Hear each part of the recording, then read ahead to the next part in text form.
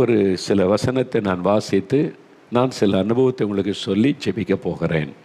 1 கொரிந்தியர் 15ஆம் அதிகாரம் 1 கொரிந்தியர் 15ஆம் அதிகாரம் 3வது வசனத்திலிருந்து 8வது வசனம் வரைக்கும் நான் வாசிக்கிறேன். வேதத்தை கவனமாய் பாருங்கள்.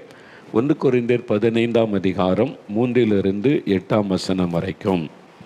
நான் அடைந்ததும் உங்களுக்கு பிரதானமாய் ஒப்புவித்ததும் என்னவென்றால், கிறிஸ்துவானவர் வேத வாக்கியங்களின்படி நமது பாவங்களுக்காக மரித்து அடக்கம் பண்ணப்பட்டு வேத வாக்கியங்களின்படி 3ஆம் நாளில் உயிர்த்தெழுந்து கேபாவுக்கும் பின்பு 12 தரிசனமானார். அதன் பின்பு அவர் 500 பேருக்கும் அதிகமான சகோதரருக்கும் ஒரே வேளையில் தரிசனமானார். அவர்களில் அநேகர் இந்நாள் வரைக்கும் இருக்கிறார்கள், சிலர் மாத்திரம் நித்திரை அடைந்தார்கள். பின்பு யாக்கோபுக்கும் அதன் பின்பு அப்போஸ்தலர் எல்லாருக்கும் தரிசனமானார். எல்லாருக்கும் பின்பு அகால பிறவி போன்ற எனக்கும் தரிசனமானார். பவுல் என்கிற ஒரு மனிதர் தன்னுடைய அனுபவத்தை எழுதுகிறார். இயேசு நமது பாவங்களுக்காக மரித்து வேத வாக்கியங்களின்படி அவர் உயிரோடு கூட 3வது நாளில் எழுந்தார். எழுந்து தரிசனமானார். தரிசனமானார் திரும்ப திரும்ப வருதில்லை. 12 சீஷர்களுக்கு தரிசனமானார். 500 பேருக்கு அதிகமானவர்களுக்கு தரிசனமானார். யாக்கோபுக்கு தரிசனமானார். அப்போஸ்தலர்களுக்கு தரிசனமானார். பின்பு எனக்கும் தரிசனமானார் என்று சொல்லுங்க. தரிசனமானார். ஆண்டவர் தரிசனத்திலே தன்னை வெளிப்படுத்தி நிறைய பேரை நம்ப முடியல. இயேசு மரித்து 3ஆம் நாள் உயிரோடு எழுந்தார். அவர் சொல்லியிருந்தார், உயிரோடு இருக்கும்போதே நான் மரிப்பேன், அடக்கம் பண்ணப்படுவேன், 3வது நாள் உயிரோடு எழுந்திருப்பேன் என்று. அதை கவனிக்கலை யாரும். இப்போ உயிர்த்தெழுந்த உடனே நிறைய பேர் நம்ப முடியலை. இயேசு தரிசனமாகி தன்னை வெளிப்படுத்தி அவர் உயிரோடு இருப்பதை காண்பித்தார். அவர் யோவான் எழுதின சுவிசேஷம் 20ஆம் அதிகாரத்தில் வாசிக்கும்போது தரிசனமாகி இயேசு தன்னை வெளிப்படுத்தின 3 காரியம் பார்க்க முடியும். 1, மகதலேனா மரியாள் என்கிற ஒரு பெண். அவள் இயேசுவை தகப்பனை போல நேசித்தாள். ஒரு காலத்தில் பிசாசு பிடித்து 7 பிசாசால் பாதிக்கப்பட்ட அந்த மகளுக்கு இயேசு விடுதலை கொடுத்தார். அதனால் இயேசுவின் மேலே அவளுக்கு ரொம்ப அன்பு. அவள் கல்லறைக்கு முன்னால் நின்று அழுது கொண்டே இருந்தாள். அவளுக்கு தான் முதல் இயேசு தரிசனமானார். முதல் உயிர்த்தெழுந்த இயேசு தரிசனமானதே அந்த மகளுக்கு தான். என்னால் அவள் கண்ணீரோடு அழுது தேடினாள். அவருடைய கண்ணீரை இயேசு தரிசனமாகி துடைத்தார். அதன் பிறகு தன்னுடைய சீஷர்கள் 10 பேர் 11 பேர் அவருடைய சீஷர்கள் மேலறையிலே அவங்க அறை வீட்டுக்குள்ளே முடங்கி இருக்கிறாங்க. யூதாஸ் மரித்து விட்டான். அப்பொழுது தோமா அந்த இடத்துல இல்லை. 10 பேர் இருக்கிறாங்க. இயேசு பூட்டின அந்த வீட்டுக்குள்ளே பிரத்யட்சமாய் உள்ளே வந்தார். அவர் உயிர்த்தெழுந்த பிறகு அவருக்கு மகிமையின் சரீரம் இருந்தார். க்ளோரியஸ் பாடி, மகிமையின் சரீரம். ஒரே நேரத்தில் உலகம் முழுதும் அவர் இருக்க முடியும், எந்த இடத்துக்குள்ளும் பிரவேசிக்க முடியும், எதுவும் தடுக்க முடியாது. அந்த மாதிரி தான் இயேசு நின்று அவளுக்கு பயந்து கொண்டிருந்தாங்க. அந்த பயத்தை மாற்றி சந்தோஷப்படுத்தினார். 3வது முறை இயேசு வந்தபோது தோமா சந்தேகப்பட்டார். இயேசுவை நான் பார்த்தா தான் நம்புவேன், நீங்கள் பார்த்தது ஆவியாக இருக்கும், நீங்கள் சும்மா கற்பனையாக சொல்லலாம், நான் அந்த கையில் வேறு தழும்பு இருக்குதான் நீ தொட்டுலாம் பார்க்கணும், விழாவில் பார்க்கணும், அதெல்லாம் பார்த்தா தான் நான் நம்புவேன்னு சொல்லிட்டார். இந்தியாவுக்கு வந்தார்ல இயேசுவின் சீஷன் தோமா, அவர் தான் தாமஸ். இயேசு அவருக்காகவே மறுபடியும் தரிசனமாகி, தோமா பாரு, என் கையில் இருக்கிற தழும்புகளை தொட்டு பாரு, விழாவில் இருக்கிற காயத்தில் கையை போடு, இது பெரிய காய், வீட்டினால் குத்தப்பட்டது பாருன்னு சொன்னார். அப்புறம் அவர் என் ஆண்டவரே என் தேவனே என்று சொன்னார். ஒருத்தருடைய கண்ணீரை துடைத்தார், ஒருத்தருடைய பயத்தை மாற்றினார், சந்தேகத்தை நீக்கி தான் உயிரோடு இருக்கிறேன் என்பதை விளங்க பண்ணினார். அவர் தரிசனமாகி தன்னை வெளிப்படுத்தினார். இன்றைக்கும் அதே விதமாக ஆண்டவர் தன்னை வெளிப்படுத்துவதை பார்க்க முடியும். பஞ்சாப் மாநிலத்தில் லூதியானாவுக்கு பக்கத்தில் ராம்பூர் என்ற ஒரு ஊர் இருக்கிறாரு. அங்கே ஒரு பெரிய செல்வந்தர் இருந்தார். அவர் சீக்கிய மதத்தை சார்ந்தவர். அவருக்கு ஒரே மகன் சுந்தர் என்கிற மகன். அவருடைய தாயார் அவனை சின்ன வயசுல பக்தியாக வளர்த்தாங்க. தெய்வ பயத்தோட கடவுளை பற்றி சொல்லி கொடுத்து வளர்த்தார்கள். அதனால் அவனுக்கு தன் கடவுள் மேலே பக்தி வைராக்கியம். அவன் படித்த ஸ்கூலில் அது ஒரு கிறிஸ்தவ ஸ்கூலாக இருந்ததுனால ஒரு புதிய ஏற்பாடு ஒன்று கொடுத்தாங்களா, அவனுக்கு கோபம் வந்துட்டு, இது வெளிநாட்டு கடவுள், இது வெளிநாட்டு மதம், வெளிநாட்டு கடவுளை நமக்கு தராங்கன்னு அந்த புதிய ஏற்பாடை வாங்கிட்டு பேப்பராக கிழித்து படுப்பரை வச்சு எரித்தான். அதை பார்த்துட்டு அவனுடைய தகப்பனார் சொன்னார், திட்டினார், உனக்கு அதை பிடிக்கலைன்னா திருப்பி கொடுத்துரு, அது ஒரு மத புஸ்தகம், அதில் ஒரு கடவுளை பற்றி எழுதியிருக்குது, அதை நீ எரிக்கக்கூடாது, திருப்பி கொடுத்துரு, உனக்கு பிடிக்கலைன்னா இப்படி செய்யக்கூடாதுன்னு கண்டித்தார். அந்த அளவிற்கு வைராக்கியம் உள்ள ஒரு இளம் வாலிபன். அவனுடைய தாயார் திடீரென்று மறிச்சிட்டாங்க. அவனுடைய தாய் தான் அவனுக்கு எல்லாமே. அதனால் அந்த தாயினுடைய மரணம் அவனை ரொம்ப பாதித்து விட்டார். அதனால் இப்போ மாறுதலுக்காக தெய்வத்தை தேட ஆரம்பித்தான். தாயார் சொல்லி கொடுத்த பல தெய்வங்கள் தேட ஆரம்பித்தான். அந்த மத புஸ்தகங்களை வாசிக்க ஆரம்பித்தான். கடவுளை நான் பார்க்கணும், கடவுள்னு ஒருத்தர் இருந்தால் என்னை சந்திக்கணும், பார்க்கணும், தாகத்தோடு தேடினான். எத்தனையோ விதங்களில் வாசித்தான், தேடினான், ஒவ்வொரு கடவுளை பற்றி அறிந்து கூப்பிட்டு பார்த்தான். ஒன்றும் பதில் இல்லை. அவன் சில மாதமாய் தேடி தேடி தேடி அவனுடைய உள்ளத்தில் ஒரு ஏக்கம் வந்தது, கடவுளை பார்க்கணும் அல்லது நான் சாகணும், கடவுள் தான் ஆறுதல் படுத்த முடியும் அல்லது நான் சாகணுன்ற நிலைமைக்கு வந்துட்டான். ஒரு நாள் அவங்க பாருங்கள், வீட்டில் மேல் மாடியில் ஒரு ரூம், அந்த ரூமில் உட்காந்து ஜெபம் பண்ணிவிட்டு ஒரு ஆண்டவரை கூப்பிட்டு சொன்னால், இன்றைக்கு இதான் கடைசி நாள், இன்றைக்கு இரவுக்குள்ளே கடவுள்னு ஒருத்தர் இருந்தால், நான் நம்புகிறேன் கடவுள்னு ஒருத்தர் இருக்கிறார், எங்கள் அம்மா சொல்லி கொடுத்தா, அந்த கடவுள் யார் எனக்கு தெரியல, நான் எல்லா கடவுளையும் தேடிட்டேன், கடவுள்னு ஒருத்தர் இருந்தால் என்னை வந்து சந்திக்கணும், நான் அவரை பார்க்கணும், அவருக்கு எனக்கு தரிசனமாகணும். அப்படி இல்லைன்னா நான் காலையில் எங்கள் வீட்டு பக்கத்தில் போகிற ட்ரெயினில் விழுந்து, காலையில் முதல் ட்ரெயின் அவங்க வீட்டை ஒட்டி ரயில்வே லைன் இருக்கிறது, ட்ரெயினில் விழுந்து தற்கொலை பண்ணி செத்துருவேன்னு முடிவெடுத்து கடவுளுக்கே சொல்லிட்டான் பிரார்த்தனையில். அவங்க அப்பாவுக்கு தெரியாது, யாருக்கும் தெரியாது. அவனுக்குள்ளே அவ்வளோ தாகம். அந்த ஊருக்கு நான் போயிருக்கிறேன், ராம்பூர், அந்த ஊருக்கு போயிருக்கிறேன், அந்த வீட்டுக்கு போயிருக்கிறேன். அந்த ரூம் நான் அதை சொல்கிறவங்களுக்கு, அந்த ரூமில் உட்காந்து ராத்திரி எல்லாம் வந்து பிரார்த்தனை பண்ணுறான். கடவுள்னு ஒருத்தர் இருந்தால் நான் பார்க்கணும், கடவுள்னு ஒருத்தர் இருந்தால் பார்க்கணும், மெய்யான கடவுள் யார், வானத்தின் பூமி உண்டாக்கின கடவுள் யார், அவரை நான் பார்க்கணும். எத்தனையோ கடவுளை சொல்கிறாங்க, எல்லாத்தையும் நான் தேடி பார்த்துட்டேன், கடவுள்னு ஒருத்தர் இருந்தால் எனக்கு தன்னை வெளிப்படுத்தட்டும்னு சொல்லி அப்படியே நடுராத்திரி ஆயிட்டு அதிகாலை வந்து விட்டது. இன்னும் கொஞ்ச நேரம் நான் ஃபைனல், அப்புறம் ட்ரெயினில் விழுந்து மறிக்க போகிறேன்னு சொல்லி ஆயத்தமாயிட்டான். அந்த நேரம் அந்த ரூமுக்குள்ளே பிரகாசமான வெளிச்சத்தில், அந்த வெளிச்சத்தில் ஒருவர் வந்து நின்றார். அவன் அப்படியே ஆச்சரியமாக பார்க்குறான். நம்ம அம்மா நிறைய கடவுளை பற்றி சொன்னாங்களே, நிறைய பல கடவுளுங்களை குறித்தெல்லாம் நான் கேள்விப்பட்டிருக்கேனே, யாரோ வந்து நிற்க போகிறான்னு பார்த்தா, எந்த கடவுளை அவன் வெறுத்தானோ, எந்த கடவுளை வெளிநாட்டு கடவுள்னு சொல்லி அவருடைய வேத புஸ்தகத்தை எரித்தானோ, அதே இயேசு வந்து நின்றார். நான் இயேசு, நீ தேடுனல்ல, வானத்தை பூமி உண்டாக்கின கடவுளை பார்க்கணும்னு சொல்லி நான் தான் வானத்தை பூமி உண்டாக்கின தேவன், உனக்காக உன் பாவங்களுக்காக மரித்த உயிர்த்தெழுந்த ஆண்டவர் என்று இயேசு தன்னை வெளிப்படுத்தினார். முதல்ல அவனால் ஏற்றுக்கொள்ளவே முடியல. நான் யாரை வெறுத்தனோ அவரா கடவுள், அவரா இந்த முழு உலகத்துக்குரிய ஆண்டவர், தனக்கு முன்னால் வந்து நிற்கிறார், அப்படியே அவனோட பேசுகிறார், தன்னை முழுமையாக ஒப்பு கொடுத்தான். இருவரும் அறியாமல் இருந்துட்டேன், நீங்கள் தான் மெய்யான ஆண்டவர், வானத்தை பூமி உண்டாக்கின ஆண்டவர் என்று இப்போ அறிந்து கொண்டேன்னு சொல்லி தன் வாழ்க்கை இயேசுக்கு ஒப்பு கொடுத்தான். பெரிய சமாதானம், நிம்மதி, சந்தோஷம். காலையில் வந்து அப்பா கிட்ட சொன்னால், நான் கடவுளை பார்த்தேன், கடவுள் எனக்கு தரிசனமானார். அப்படியா, யாருன்னு கேட்டால், இயேசு தான் கடவுள், அவர் தான் என்னோட பேசினார், எனக்கு தரிசனமானார் என்று எல்லாருக்கும் சொல்ல ஆரம்பிச்சிட்டான். ஊரா தகப்பனார் சொன்னார், நம்ம சீக்கிய மதத்தை சார்ந்தவங்க, அது வந்து இயேசு பற்றி நீ ஏற்றுக்கொண்ட இயேசு தரிசனம் உன்னோட வச்சுக்க, வெளியே இல்லை, இந்த சந்தோஷத்தை நான் எல்லாருக்கும் சொல்லணும். எவ்வளோ பெரிய சந்தோஷம் தெரியுமா, நிறைய பேர் அறியாமல் எதையோ கடவுள்னு சொல்கிறாங்க, நம்புகிறாங்க, நான் எவ்வளோ சந்தோஷமாக இருக்கு, இதை நான் சொல்லணும்னு சொல்லி. அதனால் அந்த குடும்பத்தாரெலாம் எவ்வளோ சொல்லி பார்த்து கேட்கல. அதனால் அவனை கொன்னுறணும், இது மதத்துக்கு இழுக்கான காரியம் ஆயிருன்னு சொல்லி விஷம் வைத்து கொடுத்தாங்க.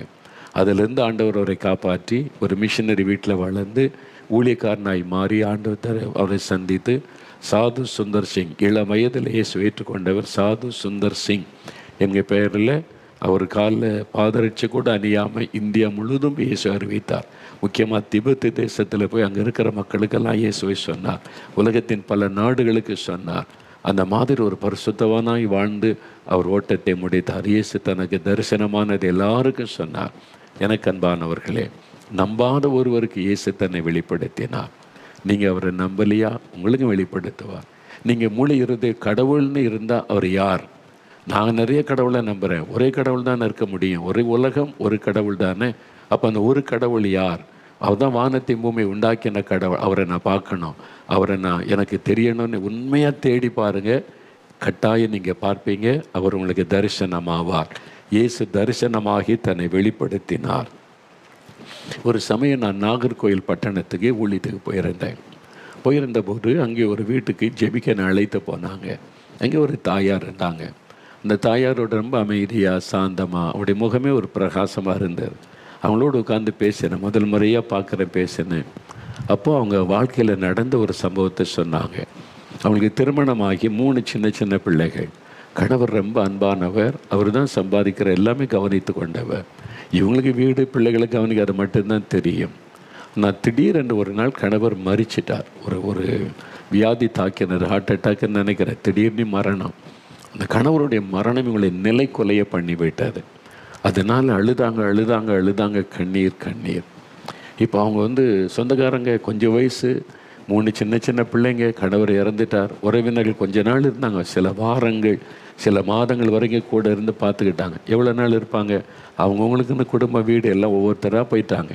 கடைசியில் இந்த பிள்ளைகளை வேலைக்காரி, அந்த பிள்ளைகளை கவனிக்கிற வேலைக்காரி தான் இருந்தாங்க. இவங்களுக்கு ஆறுதலே வரல. இத்தனை பேர் ஜெபிக்க வந்தாங்க, ஊழியர்கள்லாம் ஜெபிக்க வந்தாங்க, குடும்பத்தார் ஆறுதல் படுத்தின, ஆறுதலே வரலை. படுத்தே இருப்பாங்க ரூமுக்குள்ளே. அந்த வேலைக்காரி தான் பிள்ளைகளுக்கு உணவு சமைச்சு கொடுத்து கவனித்து கொண்டிருந்தாள்.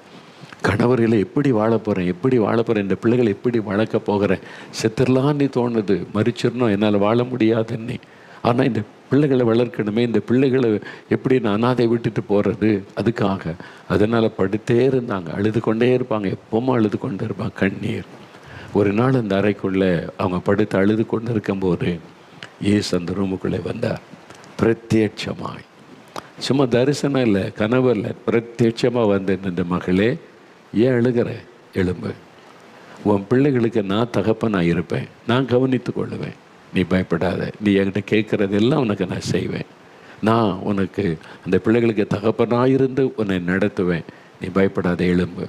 அப்படி சொல்லிட்டு ஆண்டவர் மறைஞ்சிட்டார். ஒரே ஒரு வார்த்தை, அவ்வளோதான், ஜஸ்ட் 1 minute வந்தார், பேசினார், இயேசு போயிட்டார், தரிசனமானார்.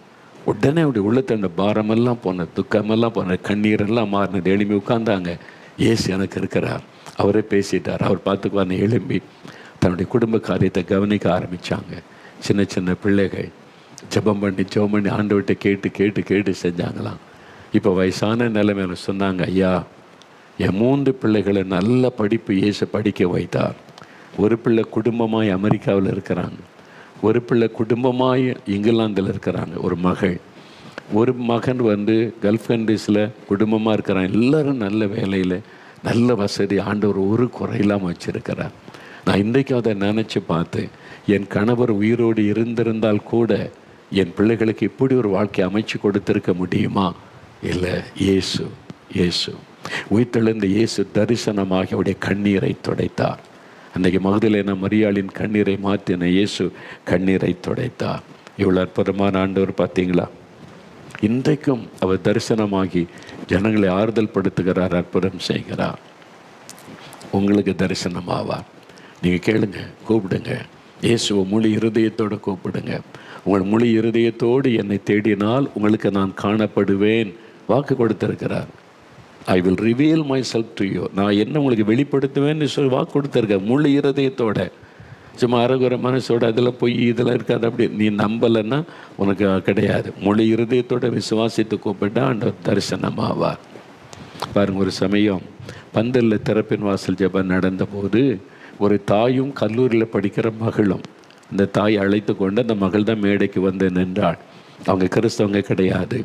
அவங்க மைக்கில் அந்த தாய்க்கு பதிலாக அந்த மகள் தான் சாட்சி சொன்னாள். என்ன சொன்னாங்க தெரியுமா?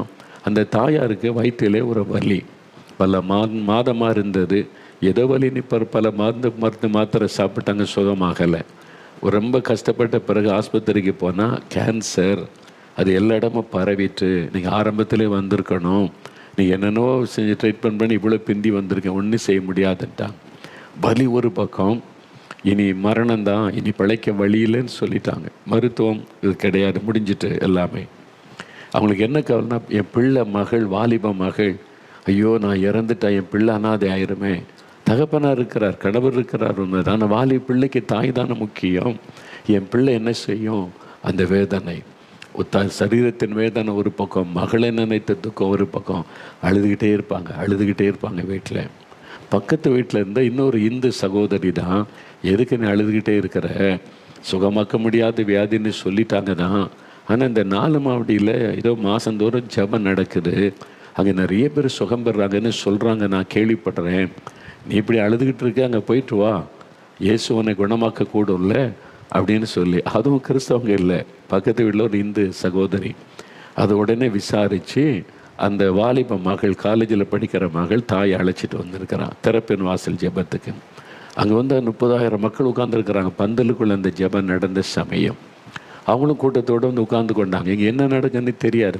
முதல் கிறிஸ்துவ கூட்டத்துக்கு வந்திருக்கிறாங்க. பாட்டு பாடுறாங்க, சாட்சியெல்லாம் கேட்டுக்கிட்டே இருக்கிறாங்க. இப்படிலாம் இயேசு அற்புதம் செய்கிறாரா, இப்படிலாம் சுகம் கொடுக்குறாரா. அவங்களுக்குள்ள ஒரு விசுவாசம். செய்தி நேரத்தில் ஆண்டவருடைய செய்தி இயேசுவை பற்றி கேட்டோன்னே ஒரு நம்பிக்கை வந்தது, விசுவாசம். ஜெப நேரத்தில் நான் சொன்னேன், நீங்கள் ஜெபிங்க, இயேசுவை கூப்பிடுங்க, இயேசுவே குணமாக்கும், இயேசுவே அற்புதம் செய்து கேளுங்கன்ன போது எல்லாம் ஜெபிக்கிறாங்க. இந்த தாயார் அந்த கூட்டத்துக்கு மத்தியில் நின்று கண்ணீர் விட்டு அழுகிறாங்க. இயேசுவே, இயேசுவே, என் மகள் அனாதை ஆயிடக்கூடாது, என் மகளுக்காகவாது என்னை குணமாக்குங்க, கண்ணில் கண்ணீரோடு என்னை சுகமாக்குங்க ஆண்டவரே, இயேசுவேன்னு இந்த பெயரை சொல்லி அழுகிறாங்க. அந்த மகள் தாயினுடைய கண்ணீரை பார்த்துட்டு தாய்க்காக அவள் அழுகிறாங்க. இயேசுவே, எங்கள் அம்மாவை குணமாக்குங்க, இவ்வளோ பேருக்கு அற்புதம் செய்திருக்கிறீங்கன்னு சொல்கிறாங்க, எங்களுக்கும் ஒரு அற்புதம் செய்யுங்கன்னு அழுகிறாங்க. அந்த கண்ணீர் வடிச்சுக்கிட்டே இருக்கிறாங்க. அப்போ ஒரு காரியம் நடந்தது. அதான் மேடையில் அவங்க சொன்ன ஆச்சரியமான காரியம். அந்த தாயார் அழுது கொண்டு இருக்கும்போது பிரத்யட்சமாக இயேசு தரிசனமானார். அந்த அவ்வளோ பெரிய கூட்டத்தில் 30,000 பேருக்கு மத்தியில் அவங்களுக்கு மட்டும் இயேசு தரிசனமாகி, அவனுடைய கண்ணீர், அவனுடைய விசுவாசமுள்ள ஜெபம், இயேசு அவனுடைய தரிசனமான பிரத்யட்சமாய் காணப்பட்டார். மகளே, நீ அழாத, நான் உன்னை குணமாக்குறேன்னு சொல்லி இயேசு வந்து தன் கையினால் தொட்டாராம். தொட்டுட்டு இயேசு மறைஞ்சிட்டார்.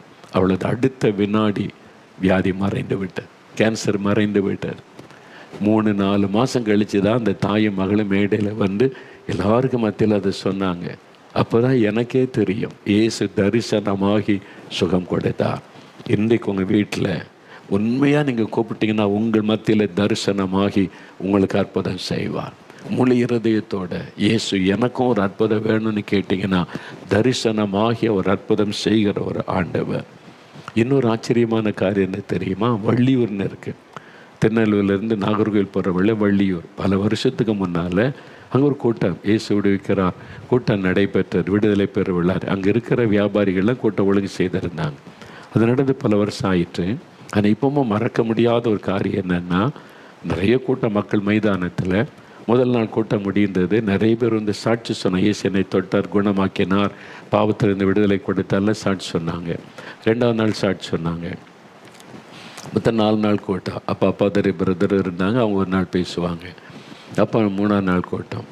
இந்த கூட்டம் நடக்கிறத லோக்கல் கேபிள் டிவியில் ஒளிபரப்புகிறாங்க.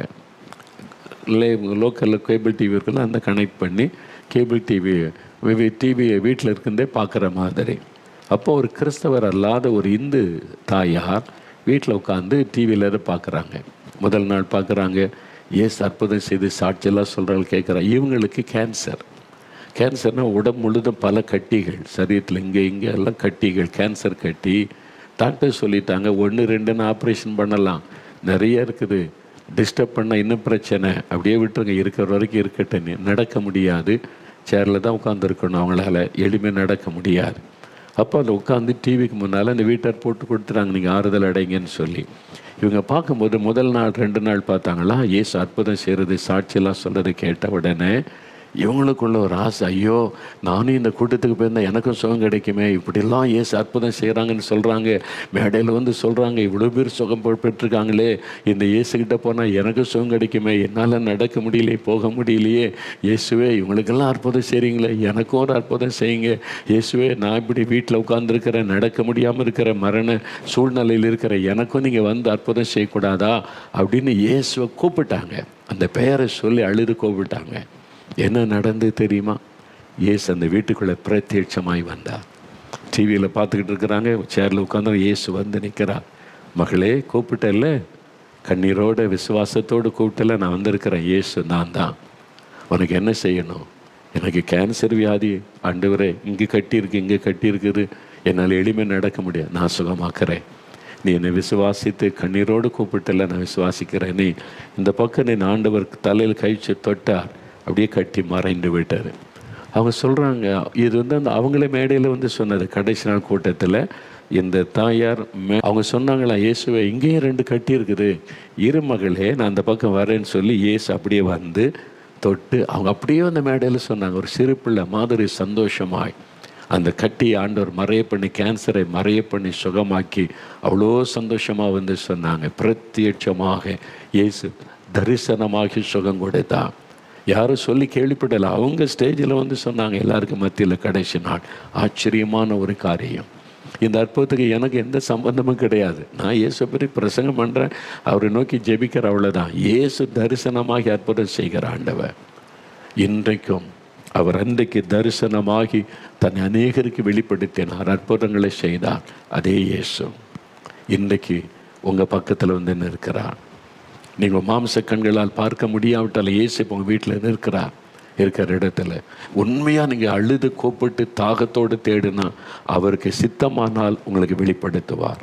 உங்களுடைய கண்களால் அவரை பார்க்க முடியும். உங்களுடைய ஆவிக்குரிய கண்களை திறந்தால் நீங்கள் அவரை பார்க்க முடியும். ஆனால் எனக்கு பார்க்கலாம் தேவையில்லை, நான் விசுவாசிக்கிறேன், இயேசுங்கிறது என்னை தொட்டால் போதும், குணமாக்கினால் போதும்னா கட்டாயம் தொடுவார். அவருடைய கையில் தழும்புகள், இன்றைக்கு அவருடைய கையில் தழும்பு இப்பவும் இருக்கிறது. அந்த தழும்புகளால் நாம் குணமாகிறோம் அப்படின்னு தான் வேதம் சொல்லுகிறாரு. இப்போ நம்ம ஜெபிக்க போகிறோம். முழங்கால் படிக்கிறீங்களா? ஒரு அப்படியே இயேசுக்கிட்ட உயிர் தெழுந்த இயேசுக்கு முன்னால் முழங்கால் படிக்கிட்டு, இயேசுவே நீங்கள் தரிசனமாகி இவ்வளோ பேருக்கு அற்புதம் செய்திருக்கிறீங்க, இன்றைக்கும் தரிசனமாகி அற்புதம் செய்கிறீங்க, நீங்கள் உயிரோடு இருக்கிறத நான் விசுவாசிக்கிறேன். நீங்கள் உயிரோடு இருக்கிறீங்க அப்படின்னா எங்கள் வீட்டில் இப்போ எங்கள் பக்கத்தில் இருக்கிறீங்க, நான் விசுவாசிக்கிறேன். எனக்கு ஒரு அற்புதம் நடக்கணும், என்ன தொடணும். வியாதி உள்ளவங்க வியாதி உள்ள இடத்துல கை வைத்து ஜெபிக்கணும். குழந்தைக்கு சுகமில்லைன்னா குழந்தை மேலே கை வைத்து ஜெபிக்கணும். உங்கள் வீட்டில் இருக்கிற பிரச்சனைகளை சொல்லுங்கள், இயேசுவே கடன் பிரச்சனை மாறணும், தடைகள் நீங்கணும், வேலைக்கு ஒரு வழி திறக்கப்படணும், கற்பத்தின் ஆசீர்வாதம் உண்டாகணும், இயேசுவே இந்த வியாதி மறையணும். என்ன தேவையோ நீங்கள் ஜெபிங்க. இயேசு உங்கள் பக்கத்தில் தான் நிற்கிறார், உங்கள் வீட்டுக்குள்ளே வந்திருக்கிறார், நீங்கள் இருக்கிற இடத்துல உங்கள் பக்கத்தில் வந்து நிற்கிறார். என்றால் அவர் உயிரோடு இருக்கிற ஆண்டவர். அவர் கற்பனை தெய்வம் அல்ல, அவர் வந்து கற்பனையாக சொல்லப்பட்டவர் அல்ல. அது எங்கேயோ என்றைக்கோ எப்போவோ நடந்ததுன்னு எழுதப்பட்ட ஒரு கடவுள் அல்ல. இன்றைக்கும் உயிரோடு இருக்கிறவர், இன்றைக்கும் தரிசனமாகி அற்புதம் செய்து மகிழ பண்ணுகிறவர். தரிசனம் கொடுத்து எனக்கு அது கூட இது கூட என்று கேட்பது அல்ல, தரிசனம் கொடுத்து நமக்கு அற்புதம் செய்கிறவர். தரிசனத்தில் வந்து அங்கே வா இங்கே வா இது கூட அது கூட என்று கேட்கிறவர் அல்ல, தரிசனத்தில் வந்து அற்புதம் செய்கிற ஆண்டவர் இயேசு. அவர் தான் இப்போ உங்கள் பக்கத்தில் நிற்கிறார். மகளே பயப்படாத, மகளே கலங்காத, மகனை அங்கலாய்க்காத, நான் உனக்கு அற்புதம் செய்கிறேன் என்று சொல்லுவதற்கு பக்கத்தில் நிற்கிறார். வியாதி உள்ள இடத்துல கை வைத்து ஜெபிங்க. இயேசுவே என்னை குணமாக்குங்க, எனக்கு ஒரு விடுதலை தாங்க. நீங்கள் தரிசனமாக இவ்வளோ பேருக்கு உங்களை வெளிப்படுத்தி இருக்கிறீங்க, எனக்கு உங்களை வெளிப்படுத்துங்க, எனக்கும் ஒரு அற்புதம் செய்யுங்க, என் நோய்களையும் மாற்றுங்க, இந்த மரண கட்டுகளை மாற்றுங்க. இயேசுவே இந்த பேரை சொல்லி கூப்பிடுங்க. மிஸ்டர் நாராயணன் என்கிற ஒரு ஐயா இப்போ படுக்கையில் இருந்து கொண்டே நீங்கள் ஜெபிக்கிறீங்க. மரண படுக்கை, கஷ்டம், சரீரத்தெல்லாம் வலி வேதனையோடு படுத்திருக்கிறீங்க. நீங்களும் இயேசுவே எனக்கும் ஒரு சுகம் கொடுங்கன்னு கேட்குறீங்க. நீங்கள் ரொம்ப பக்தி உள்ளவர்கள். இயேசு உங்களை நேசித்து உங்களை தேடி வந்திருக்கிறார். இப்போ இயேசுவே என்னையும் தொடும், என் மரணப்படுக்கை மாறட்டும்னு சொல்லுங்கள். இயேசு உங்களுடைய கண்ணீரை பார்க்கிறார், உங்களுடைய ஜெபத்தை கேட்கிறார், அவருடைய கரம் தொடுகிறது. இயேசுவின் நாமத்தில் மரண கட்டு மாறுகிறது. மிஸ்டர் நாராயணன் எழுமுங்க, படுக்க விட்டு எழுமுங்க. இப்போ அந்த சரீரத்தில் இருக்கிற பலவீன வலிகள் எல்லாம் விலகுகிறது, சுகம் உண்டாகிறது, உறுப்புகள் புதிதாய் மாறுகிறது. இயேசுவே ஸ்தோத்திரம்னு சொல்லுங்க. இயேசுவே ஸ்தோத்திர, விடுதலை அடைகிறீங்க. இயேசுவுக்கு நன்றி ஆண்டவரே. கேத்தரின் என்கிற ஒரு மகள், நீங்கள் ஒரு தீராத வியாதி அப்படின்னு அந்த வேதனையில் இருக்கிறீங்க. எவ்வளவோ மருந்து மாத்திரைகள் டாக்டர்ஸ் மாற்றி பார்த்தும் சுகமே உண்டாகாத நிலைமையில் வினோதமான ஒரு வியாதி, அந்த பெயர் வாயில் நுழைய மாட்டேங்குது. அப்படி ஒரு வேலை கஷ்டப்படுறீங்க. அப்படி தான் மருத்துவர்கள் சொல்லி இருக்கிறாங்க. இப்போ இயேசு உங்களை தொடுகிறார். கேத்தரின், இயேசுடைய தள்ளும்புள்ள கரம் தொடுகிறார். அவருடைய தொடுதலை உணர்கிறீங்க. அவருடைய கை உங்கள் மேலே தலையில் வைக்கப்படுகிறது. இப்போ அந்த நோய் மறைகிறது. இயேசுவுக்கு ஸ்தோத்திரம். ஆண்டவரே ஆண்டவரே இயேசுவே ஸ்தோத்திரன்னு வாய் திறந்து ஆண்டவரை துதிங்க. ஆண்டவருக்கு நன்றி சொல்லுங்க. ஆண்டவரை ஸ்தோத்திரம் பண்ணுங்க. ஆண்டவர் அப்படி செய்கிறீர். விடுதலை தந்து கொண்டு இருக்கிறேன். கற்பத்தின் கனிக்காக ஜெபிக்கிறீங்க. இயேசு உங்களுடைய கற்பத்தை ஆசீர்வதிக்கிறார். மைதிலி என்கிற மகள் கற்பத்தின் ஆசீர்வாதம் உங்களுக்கு உண்டாகிறது. 2 முறை கருசிதைவு ஏற்பட்டு கர்ப்பப்பை பலவீனப்பட்டு விட்டதுன்னு சொல்லிட்டாங்க. அதனால உங்களுக்கு ரொம்ப ஒரு கலக்கம். இயேசு வந்து தொடுகிறார். பலவீனப்பட்ட கர்ப்பப்பையை குணமாக்குகிறார். அந்த கர்ப்பத்தில் ஒரு குழந்தை செல்வத்தை வைத்து உங்களை ஆசீர்வதிக்கிறார். இயேசுவே நன்றின்னு சொல்லுங்க. மைதிலி இயேசுவே நன்றி. இயேசுவுக்கு ஸ்தோத்திரம்னு சொல்லுங்க. நன்றி சொல்லுங்க. பிரபாவதி என்கிற மகள் ஆண்டவருடைய கரம் தொடுகிறது. மகளே, ஆண்டவருடைய வல்லமை உன் கர்ப்பப்பையில் இறங்குகிறது. கர்ப்பப்பையில் ஒரு பிரச்சனை, கர்ப்பப்பை அகற்றிவிட வேண்டும்னு சொல்கிறாங்க. ஆனால் உங்களுக்கு இன்னும் குழந்தைகள் இல்லை. அதனால் ரொம்ப மன வருத்தத்தோட கண்ணீர் வடிக்கிறீங்க. எனக்கு குழந்தையும் இல்லை, கர்ப்பப்பையை எடுக்க சொல்கிறாங்களே ஆண்டவரேன்னு சொல்லி இயேசுடைய கரமுனை தொடுகிறது. மகளே, அந்த கர்ப்பப்பையை குணமாக்குகிறார். இயேசுவின் நாமத்தில் சுகம் உங்களுடைய குழந்தை செல்வத்தை அருளி ஆசீர்வதிக்கிறார். விசுவாசிங்க. இயேசுவுக்கு நன்றி சொல்லுங்க. இயேசுவே ஸ்தோத்திரம் அப்படின்னு சொல்லுங்க. இயேசுவே ஸ்தோத்திரம்னு சொல்லுங்க. ஆண்டவருக்கு நன்றி சொல்லுங்கள். இப்பொழுது நன்றி சொல்லுங்கள். நன்றி சொல்லுங்க. ஆண்டவரே, தேங்க்யூ லார்ட். மனிஷா என்கிற ஒரு மகள், உன்னுடைய ஜெபம் கேட்கப்பட்டது. மகளே மனிஷா, இயேசுடைய வல்லமை உன் சரீரத்தில் இறங்குகிறாரு. உன்னுடைய இருதயத்தில், உடைய வயிற்று பகுதியில் பிரச்சனை, அது வெளியே சொல்ல முடியாத அளவுக்கு வலியும் வேதனை, ஜீரண உறுப்பு பாதிக்கப்பட்டு விட்டது. குடலை கட் பண்ணணும்னு சொல்கிறாங்க. அந்த அளவு வேதனை. ஆண்டவர் இயேசுடைய வல்லமை தொடுகிறது. மனிஷா, இயேசுடைய கரமுனை தொட்டு குணமாக்குகிறது. மகளை விடுதலை பெற்றுக்கொள்கிறாய். இயேசுவுக்கு ஸ்தோத்திரம்னு சொல்லுங்கள். இப்பொழுது ஆண்டவருக்கு நன்றி சொல்லுங்கள். இப்பொழுது இயேசுவே ஸ்தோத்திரம்னு சொல்லுங்கள். தேங்க்யூ லார்ட், உமக்கு நன்றின்னு சொல்லுங்கள். தேங்க்யூ லார்ட், உமக்கு நன்றி. வாய் திறந்து இயேசுவே தொடும், எனக்கு உம்மை வெளிப்படுத்தும், நானும் உம்மை பார்க்கட்டும்னு சொல்லுங்கள். இப்பொழுது கணேசன், ஆண்டவருடைய கரமுங்களை தொடுகிறது. கணேசன், நீங்கள் இப்பொழுதுதான் முதலாக இந்த நிகழ்ச்சியை பார்த்து இப்படியும் நடக்குமா, இப்படிலாம் இயேசு செய்வார்னு ஆச்சரியப்பட்டு இயேசுவே நீ கூப்பிட்றீங்க.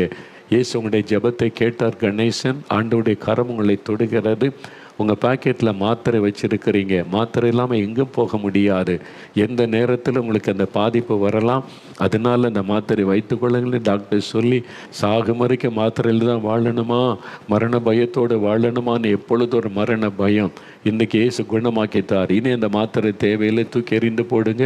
உங்களுக்கு இயேசு சுகம் கொடுத்துட்டார், பயத்தை மாற்றிவிட்டார். இயேசுவுக்கு ஸ்தோத்திரம் அப்படி சொல்லுங்கள். இயேசுவே உமக்கு ஸ்தோத்திரம், இயேசுவே ஸ்தோத்திரம்னு சொல்லுங்கள். இப்பொழுது தேங்க்யூ லார்ட். புஷ்பராணி, ஆண்டவருடைய கரம் உன்னை தொடுகிறது. மகளே, அடிக்கடி உன் தலையில் உண்டாகிற ஒற்றை தலைவலி, அது சுத்தியில் வைத்து அடித்த மாதிரி வலி உண்டாகும். பல வருஷமாய் உன்னை வாதித்து கொண்டிருக்கிற அந்த வலி, உன் கண்ணீரின் ஜெபத்தை கேட்டு இயேசு குணமாக்குகிறார். இயேசுவே ஸ்தோத்திரம் அப்படின்னு ஆண்டவரை மகிமைப்படுத்த மகளே, விடுதலை பெற்றுக்கொள்கிறார். இயேசுவின் தழும்புள்ள கரம் உன்னை தொடுகிறது. இப்பொழுது தேங்க்யூ லார்ட், உமக்கு ஸ்தோத்திரம். ஆண்டவரே உமக்கு நன்றி. பூஜா என்கிற மகள், ஆண்டவர் உன் ஜெபத்தை கேட்கிறார். பூஜா ஆனந்த், உன்னுடைய மொழிபெயர் பூஜா ஆனந்த் என்பது. அந்த ஆண்டவர் உன் ஜெபத்தை கேட்கிறார். Your full name is Pooja Anand. The Lord Jesus Christ is touching you, my daughter, and you are receiving the healing power of Jesus in your body. You are healed now by the power of the Lord Jesus Christ. இயேசுவின் நாமத்தில் உனக்கு சுகம், விடுதலை.